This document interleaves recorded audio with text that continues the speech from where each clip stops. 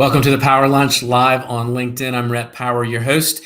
We do this program Monday through Friday around 12 noon Eastern Standard Time every week. The point of the show is to have today's thought leaders, best-selling authors, CEOs and founders, thought leaders, people who are doing amazing work in the world that we can learn from, so we can get better at what we do. And so that's the reason we do it. Now, the fun part about that is the show can be interactive, and it can only be that way if you ask questions. So please do ask your questions of our guests. It's a way for you to learn what you want to learn and get the information you want to get from them. Now, you can do that on all of our platforms because we simulcast on LinkedIn, of course, but we also simulcast on Facebook, Twitter, YouTube, Twitch, and probably others. And so on any of those platforms, you can ask your questions and we will try to answer them. If we don't do it during the show, certainly after. Now, if you like the program, give it a like or share so your network can benefit from those conversations that we have. Now, my guest today, I'm really excited to talk to AmyAnn Cadwell. She's the co-founder and the CEO of The Good Trade, which has grown as a platform with over 50 million followers and conscious consumers. AmyAnn, thank you for joining me. Yeah, thank you for having me. It's a real pleasure. I want to dive into the conversation about The Good Trade. And this was a side project or a side hustle, I guess you'd call it, if that's my understanding is correct, when you were in grad school. And did you ever imagine that it would grow into what it has grown into? Yeah, that's a great question. Not at the beginning, certainly. So a little bit of backstory. I moved to Los Angeles to study social entrepreneurship and sustainability in grad school. And before moving to LA, my husband and I had a blog platform in Kansas City where we were living at the time. And it was like local restaurant reviews and that kind of thing. And so we sold the publication. It was very much just a hobby. He was working in advertising. I was working for a law firm. We sold it when we moved to LA. We felt like it'd be a little disingenuous to keep up a local Kansas City blog from LA. And so I found myself in grad school. I was working for the university where I was attending, and I really just had this desire to get back into digital media and create content again. And so the conversation around sustainability and social impact became a really natural place to start another platform. That makes sense. And why that topic? Was it something you were passionate about, or? Yes, certainly. I mean, during my graduate school studies in social entrepreneurship, I was exposed to this way of thinking that really required more of businesses and companies than just merely existing to maximize shareholder value. And so I was exposed to this way of thinking, but also companies and organizations that were doing better by both people and the planet, and really considering the impact of the communities that they were touching throughout their supply chains and ultimately their consumers as well. And so at the time, the conversation felt, fairly academic, like not extremely accessible. I personally didn't know where to start to kind of change my consumer behavior and my lifestyle kind of habits and decisions to really more closely align with my values for fair trade labor practices and sustainability. And so the conversation really kind of started out of our own curiosity about the topic. What is, let's talk about that first before we get into the Good Trade and some of that. What, do you think today that companies are being forced to sort of think about these things by the consumer, or do you think it's conscious entrepreneurs like yourself that are driving it? I mean, what do you, it seems to me there's some sort of monumental shift going on, right? I know growing up, like, you had my parents, for example, probably were loyal to certain car brands and certain grocery stores and certain things, but that doesn't seem to be there anymore. And what do you think? I mean, what's your crystal ball on where this is all going? Yeah, well, I certainly think consumers have started to demand such a higher level of transparency. And I think this started in the food movement. You started to see, 5, 8, 10 years ago on a more collective level, people being interested in farming practices, kind of that farm to table conversation started happening, and consumers were really genuinely interested to learn the story behind what they were actually consuming, like physically into their bodies.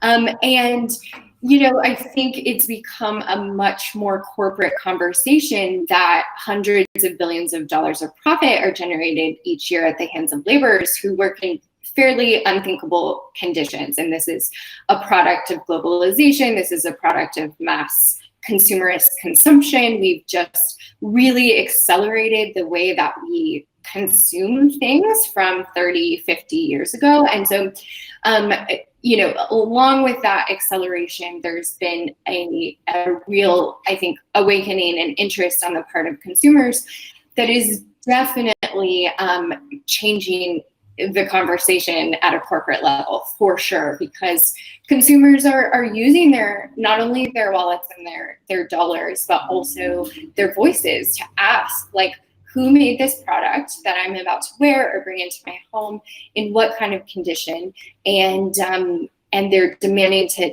understand that story more clearly. Do you think it's because of sites like yours? I think we have grown up alongside of the conversation. So we, early on, I focused my graduate work on more the farming side of things. So like coffee and tea and chocolate and all of that.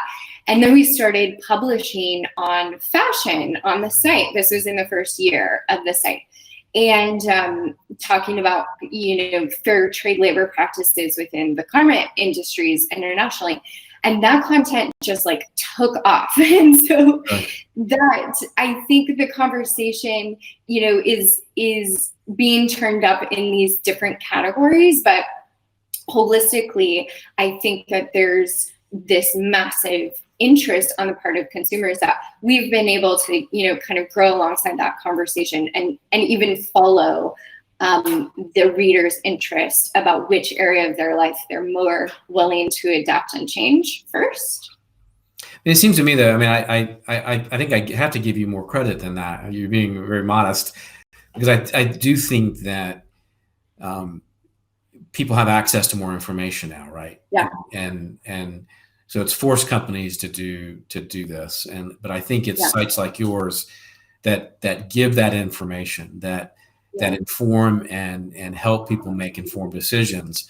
And I think I think you should take more credit, because I think it is sites like that have helped actually drive the conversation and forced it maybe faster than they would have. And I certainly open people's eyes. You open people's eyes to what's better, I guess. Who's doing it the best.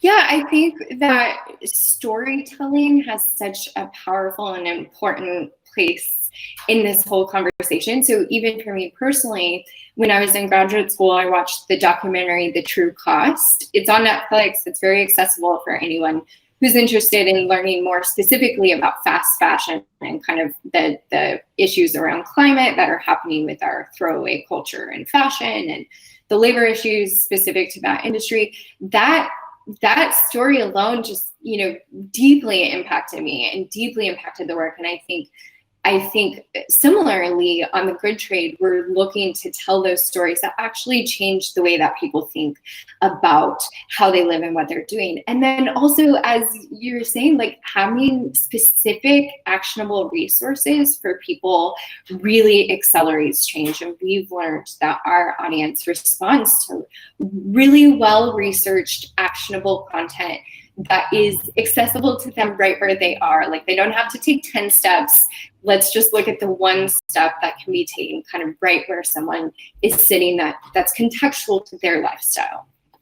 Let's talk about that a little bit. I think this conversation, I was at a venture capital conference last week, and I was having a discussion about consumer habits and consumer buying habits, and somebody chimed in, well, that's easy for you to say. You come from a rich country, you come from it's great if you can be a conscious consumer and such, and I thought, there's a point to that, what they're saying, but I also think that it's easy to say, well, not everybody can participate, but because I think that they can.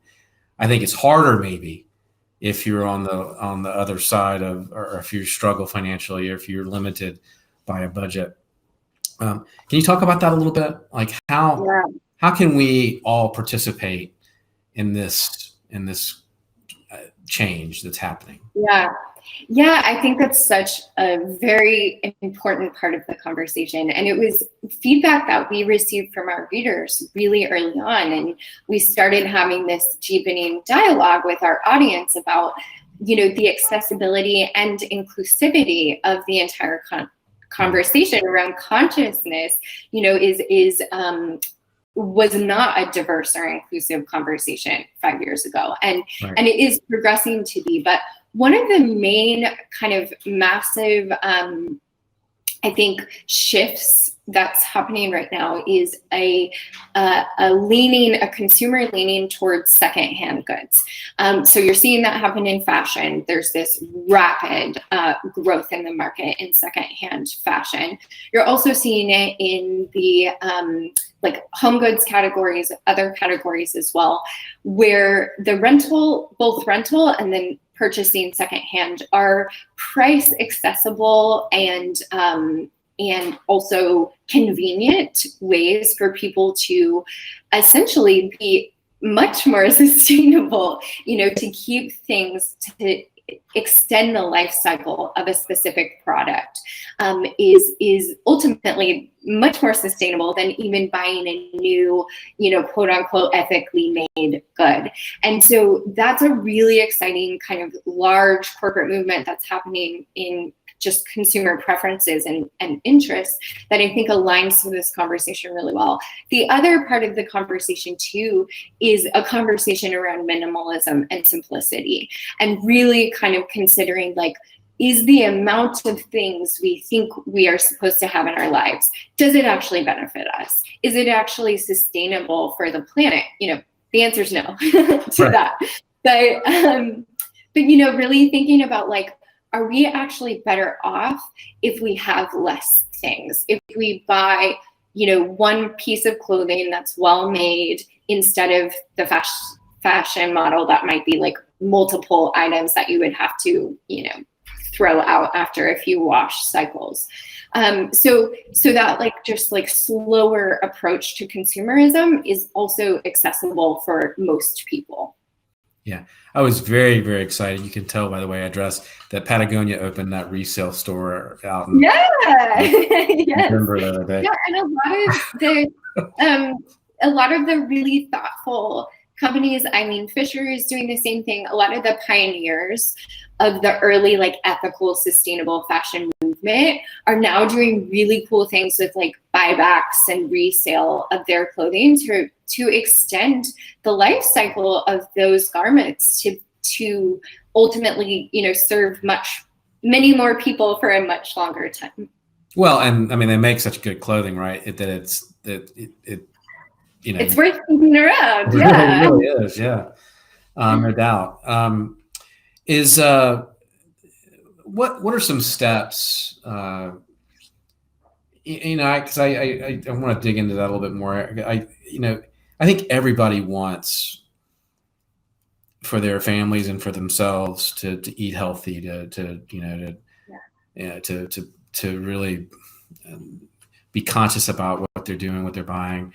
Are there any other sort of concrete things that people can do on a daily basis to learn? Number one, where do they go to learn about their food or their clothing? Or are there some other great sites? Are there some great places on your site to go? Who should they be reading? Where can they shop? Those kind of things. Just some tips for people to sort of start thinking about this. Yeah. Yeah, I think finding resources is a really great step. So I highly recommend The Good Trade Sure. as a resource for people. We do have excellent databases on most consumer products. So like from shoes to sheets to, a lot of different types of things that you might bring into your home. We've done the research on what brands do we think are doing a good job on ethics and sustainability and why. And so there's also an app called Good on You, which I highly recommend. And then the New York Times has specific verticals. So they have like a sustainability newsletter. They have other verticals that are very focused on like quick, easy kind of steps. So things like, they'll send out a newsletter that's like, this week, turn your washer machine on cold instead of hot, and you will save X amount of energy. Just like really practical kind of free tips. So they're a great resource as well. But I think in terms of practically, the way that I like to think about it is, first of all, buy less. So do I really need this thing that I think I need? Second, can I buy it secondhand or can I rent it? Is there a good option for that? And third, when I do buy new, buying for quality and, really asking questions about the values of the companies that you purchase from. So I think an important part of this conversation is that there really is no such thing as an ethically infallible choice or a waste-free choice. You're always making some type of trade-off. So determining your own framework for what is important to you is really valuable. For me, I like to buy from companies that have female leadership and diverse representation, especially in fashion or especially in a product that's being made specifically for women. I like to see female representation. And so that's important to me, along with environmental sustainability and labor issues. For some people, we have a lot of vegan readers, so it's extremely important to them that there is no animal byproduct or animal testing in their product. So, kind of like, we all can't do it all. I think we have to determine what's important to us and what aligns with our sense of rightness and ethics, and then approach the conversation from that perspective. Yeah, that makes sense to me. Absolutely. So you started The Good Trade. You're in year one. I know that feeling of being in year one. How did you get to know the audience? How did you know what content they wanted? Because I mean, some of that's just a mystery, right? Yeah. And talk about that kind of process that you went through, because I mean, I think this is unique in a sense that you're talking about a platform, for information and trying to educate people on things. That's a hard thing to get off the ground. I mean, you look at all the platforms out there, all the media out there, how did you cut through that noise? Because there's a lot of noise out there. Yeah.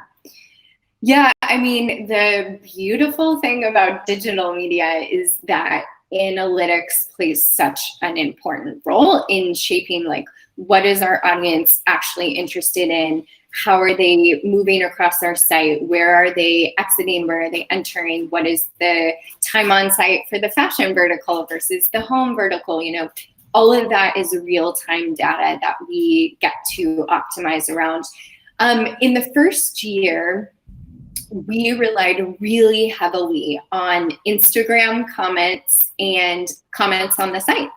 And that was a place where we really deeply got to know our reader and our follower and engage in a dialogue, and I've learned through the 5 or 6 years of this, when you have 1 or 2 people reach out and say, like, hey, I really like a sustainable clothing guide for petites, like petite people.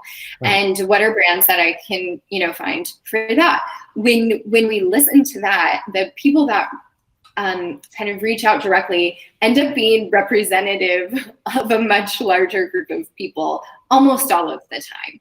And so really, like, paying attention to that conversation that we're having with readers has been a through line through all of the years that we've been publishing. We also leverage like social listening tools and keyword research, and a huge part of our differentiation as a women's lifestyle brand and media company is that we take a very slow approach to our content. So we do a lot of research before we publish any particular piece. We go through multiple rounds of edits. We make sure that the content we're producing is something that our readers are actually interested in reading before we do the work to create that piece of content. Right. And it's not just thrown up there like a lot of other platforms do, right? I think in, you know, not to be too harsh, but I think in the women's lifestyle media, you know, landscape, the content strategy is like throw spaghetti on the wall and see what sticks. And that is so counterintuitive to how we feel is an authentic way to build an engaged community. It should be that we're in a daily dialogue with our readers and our audience to inform our content strategy, rather than like this like top-down kind of quantity over quality approach. What so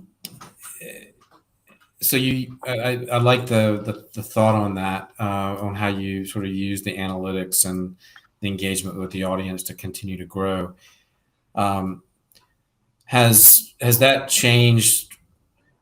Is that sort of informed you on and allowed you to pivot, or has that said, okay, you've looked at that data and said, well, we need to do, I mean, obviously you've listened to that and you change with what your audience wants. Yeah, exactly. And definitely in the content verticals, so where we see people engaging, that's where we continue to create content around specific questions that we're getting from our readers, but also in the platforms themselves. So, you know, being in the digital media space, we certainly rely on organic search for readers to come to our site. We also rely on social media channels for to drive our followers to our content. But we've been very careful not to be over reliant on those channels, because algorithms are changing all the time. You know, there's certainly like really valid concerns about social media itself and the landscape of that. And so one of the ways we've also pivoted kind of based on this data and based on what our readers are wanting is to really build out our newsletter channel. So we have over 100,000 subscribers that subscribe to our daily newsletter channel. That channel is extremely highly engaged. We edit it frequently, so we've had several 100,000 people come through, but we remove inactive subscribers. We keep that channel like really tight and really highly engaged.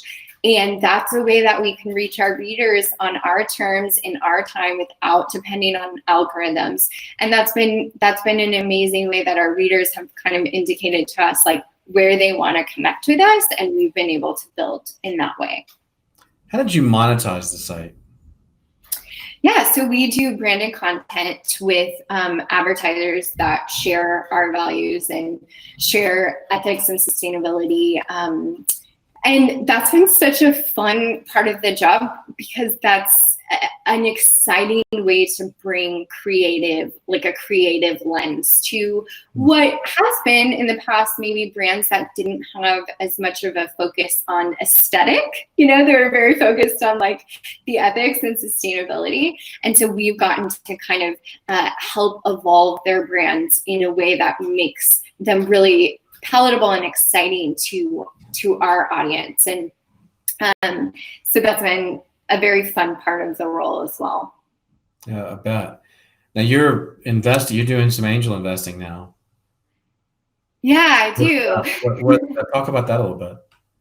Yeah, so part of that came out of the journey with the Good Trade. So we decided not to raise for the Good Trade. For one, it's not a capital intensive type of company. You know, it's not that expensive to set up a website, and we've been able to grow our team organically as the company has grown.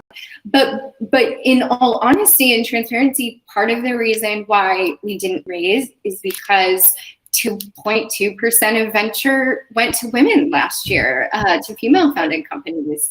And I think, through the years of this, I've looked around, and when I've looked at venture capitalists, I've not seen myself. I've not seen, and of course, there are people that share my values and that type of thing, but it is not the mainstream.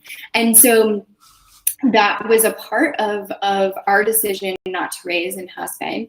And so I think I've started angel investing, really modest amounts of financial investment, but I have come alongside companies with minority-led founders or underrepresented founders. I've come alongside these early stage companies with the experience that I bring in digital media. And of course, I'm looking for a financial return, but I'm also looking to support and defend their social mission and their commitments to sustainability. And I think that's something 5 years ago, when I looked at the landscape, I didn't see that for myself, and I didn't feel like it was an option to raise and have someone kind of, defend the real substance with me of the vision that I had for the company. And so it's a really, really exciting part of my day-to-day. On the angel side, I learned so much from the companies I'm involved in, and they get to learn from our data and get to learn from what I've learned through my work in digital media. And I think the VC angel landscape is changing for the better in a really exciting way right now. Can you talk about any of those companies? Yeah, sure. So one of the companies that I really enjoy talking about is a tea brand. I love tea personally, and that's something that the companies I invest in, it sounds maybe intuitive, but in the VC and angel world, it's actually not that common to actually love and use the product yourself sometimes, and that's kind of a baseline for me. So the brand is called Bon Tom's, and it's a Canadian-based brand, and they are taking an approach to really clean teas, ethical sourcing and thoughtful sourcing, and it's actually quite concerning, the amount of pesticides and other types of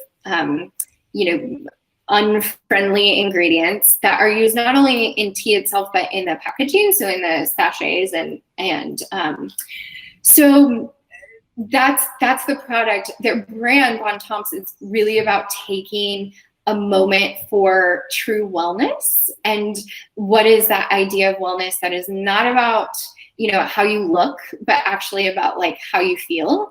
And so they're doing a fantastic job. They also have a give back element. They support artists and have a really cool mission there. But they're a fantastic company, and it's exciting to kind of watch them grow and evolve in their journey. And are you helping mentor and sort of work with them on their digital strategy and that kind of thing as well? Yeah, exactly. So, the first year that I've been involved, it's a monthly call to hop on the phone and talk about really their brand positioning. So kind of that wellness differentiation is something that I've been able to speak to because I understand their audience really well. I understand the female demographic and the fatigue, shall we say, with the wellness movement and how that's being tied to this, image forward consumerism in a way that's making people much less well than more well. And so I've consulted for them quite a bit on kind of that messaging and that understanding, but then also tactically on social channels and SEO and things like that are some of the things that I bring to the table. What is for you, where do you see the company in 5 years? So we've more than doubled our audience year over year since the beginning. And part of my vision and dream for The Good Trade is to continue to really rapidly expand our reach and our growth. And I think in that, it's that I want this conversation to continue to be more and more mainstream. My true, what gets me up in the morning and why we all show up every day is a deep and genuine love for our reader and a desire to come alongside them and support them with whatever they require in order to help their life be more intentional and more inspired. And so, I see the Good Trade in 5 years as certainly the leading resource on sustainable lifestyle content, but also continuing to be like a trusted voice and friend to our reader. And one thing we're really excited to kind of start building out in this next year in 2020 and beyond is taking our digital community and really looking at in-person community, like offline community. What does that look like for us? We've done handfuls of events. They've been really successful for us. Still kind of figuring out like business model for that and what makes sense and what's most conducive to people. Also, LA is hard. LA is a hard city to gather people. And so that's something we're really starting to explore, but it's such a huge need that we're seeing in our readers. There's this like, really high level of desire for face-to-face community as, organized religion and other types of things the landscape has changed. People are still looking to come together around even specifically, value-based conversations. And so that's something we're excited to explore. I'm not sure what it'll look like in 5 years, but I'm looking forward to seeing how that evolves. No, yeah, I think you're right. I think, there's this desire to put these devices down, right, and have real conversations and have real community. And forming with your network, it seems like a natural sort of extension of what you're doing to sort of bring people together to, number one, so that people can learn from each other, right, and learn what they're doing in their communities to have a better life and lead a more conscious life, and also so you don't feel alone, right, and so you have people in your own community that are thinking the same things and want to have the same sort of, it makes sense. But I think we're craving that interaction and in that community. Yeah. I think. Yeah, I think that's something I'm thinking a lot about. What does social wellness look like? What does wellness look like, not just for the individual, but together as a part of a community? And I do think, as you're saying, it's a natural evolution of the conversation around sustainability, around ethics, like to be able to swap insights and stories and actually even swap like goods in person, like clothing swaps and things like that, where you're keeping the life cycle of different products moving, but with a really community, like face-to-face kind of interaction. I think is something a lot of our readers have expressed quite a bit of interest around. Let me ask you this: is your audience mainly women? Yeah, considerably so. Our audience is, our web audience is about 80% female, and then our newsletter is almost 100% women. So it's definitely a female-focused, conversation. One thing that I think that's another thing over the next 5 years that we really want to build out our content that is relevant to everyone, everywhere on the gender spectrum, and to really be inclusive of How do you get men more interested in that conversation? I just can't. Well, why don't you tell me? But I'm curious now, because I think it's how do you get? Yeah, it's been interesting because there are really distinct differences between where men go on our site and where women go on our site. So men search for terms like American made, locally made. Men are like, in terms of the men that are on our site. I don't want to speak generally for men everywhere. We're not, but I'm not. Yeah, that's not the point of that. Yeah. I think the interest is around like handmade, crafted goods, American made, local. And so that's been a really exciting place like to start the conversation with men. I think it's still, there are definitely still kind of these gender roles when it comes to household spending.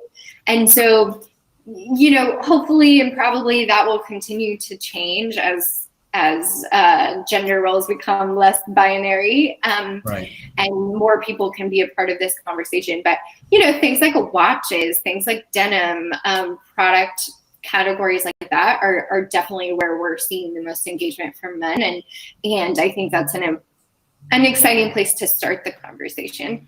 That's interesting. I wouldn't have guessed that locally or locally manufactured was important, but that makes sense. Yeah. Interesting. Learn something new. Totally. So the last couple of questions, is there something that you've learned in maybe in a story that you published or that you researched or through your work here that really enlightened you about a problem with a product or a type of product that you can't buy anymore, that just that really changed what you thought about something? Yeah. Or a story that you did that really impacted you. Yeah. I would say the fast fashion category. So really for the work that we've done, both on the investigative side to see like, what does actually look like for a garment worker in Indonesia and, internationally, and fast fashion, you mean by like the cheap t-shirts, the cheap stuff that we do in mass and that we just discard. Exactly. Okay. Yes, exactly. So by fast fashion, it's fashion that is the life cycle is so short from it's companies that are looking to have new styles out every week or more. And it's a really rapid life cycle of the production process. There's very low transparency around where those garments are being made. And then the purpose of that product is to only wear it, like 1 or 2 or 3 times. And the garments, in fast fashion do break down after 1 or 2 washes in the wash cycle. And so that leads to, a massive impact on climate. So much of these discarded textiles are a huge part of our waste that we produce. But then also the human impact of like, who created that? Did they have breaks in their day? Did they have a living wage? Were they able to eat? Did they have a healthy restroom? That is, so kind of seeing the concerns there. But then also on the flip side, like for us to see behind the scenes in factories like Reformation here in Los Angeles, or Everlane does an excellent job with their factories in China. And there's if we haven't we've been physically to some of those, but they also, both of those companies produce like videos and images of their factories. They tell stories about their garment workers, and there's some accessibility to that. So I think that's really changed my perspective on fashion, and certainly changed like my personal consumption around what I'm, buying or bringing into my home. What, I know you live the talk, and so, and I think that's amazing that you sort of, you still live in the small house, the tiny house, and not anymore. We have a little bit bigger. We now have two dogs. One's giant, so we needed like a little plot of backyard. Yeah. Okay. But I think you live the talk that you promote. What's the best advice? The last question: what's the best advice you ever got, and who gave it to you? Oh, that's a great question. I would say it would have had to have been from my grandmother or my mother, or another matriarch in my life. I think my grandmother, this was probably very direct advice from her, but also just like watching the way she lived her life, to trust my instincts, to be kind to myself and others, and to lean into the things that I love. There you go. That's you can't say any better than that. Well, thank you so much, and AmyAnn for this. It's been a real pleasure, and thank you guys for spending some time with us today, whether it's morning on the West Coast or lunchtime over here on the East Coast. We do appreciate it. We've got a great schedule coming up. I've got Joel Solomon from. He's a founding partner of Renewal Funds, Canada's largest venture capital fund. And they invest based on missions. I've got Anu Shaw. He's a doctor. He's the director of the Apex Heart and Vascular Center. He's on tomorrow. I've got Shaman Durek on Friday, and next week I've got Joel Com to talk about. We're going to talk about cryptocurrency and that movement. So we've just got a great lineup coming up here in the next couple of weeks. And then we're going to take a break for Christmas and the holidays and be back in the new year. But you can check out the schedule at powerlunch.live. And we'll see you tomorrow. And AmyAnn, thank you so much.